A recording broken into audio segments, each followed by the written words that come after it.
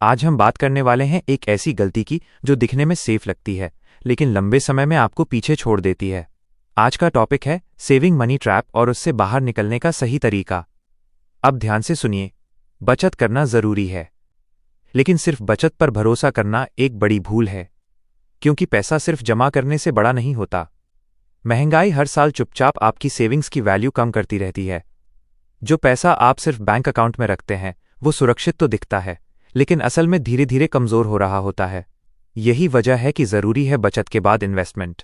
लेकिन सवाल ये है, पैसा इन्वेस्ट कहाँ करें? सबसे पहले समझिए, इन्वेस्टमेंट का मतलब जुआ नहीं होता। इन्वेस्टमेंट का मतलब है पैसे को ऐसी जगह लगाना जहां वो समय के साथ बढ़े। पहला लेवल होता है लो रिस्क इन्वेस्टमेंट, जैसे म्यूचुअल फंड्स के safer options, date funds, index based investments.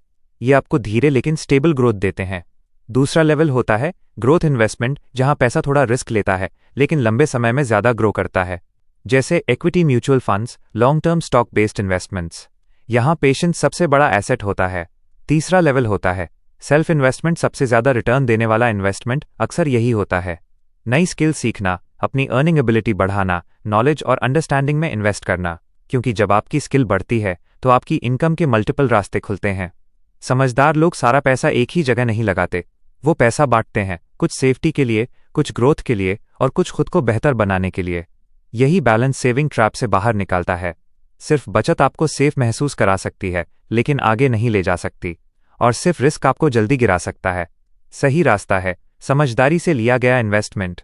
अगर आप चाहते हैं कि भविष्य सिक्योर हो तो सवाल ये नहीं होना चाहिए कितना बचा लिया, सवाल ये होना चाहिए मेरा पैसा मेरे लिए कहाँ कहाँ काम कर रहा है। जो ये सवाल आज पूछना शुरू कर देता है वही धीरे धीरे भीड़ से आगे निकलता है, और जो नहीं पूछता वो पूरी जिंदगी पैसा बचाते बचाते मौके खो देता है।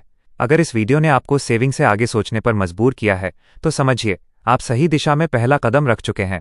इसी तरह की और भी फाइनेंस, बिजनेस और इकोनॉमिक्स डॉक्यूमेंट्री वीडियो देखने के लिए चैनल को जरूर सब्सक्राइब करें।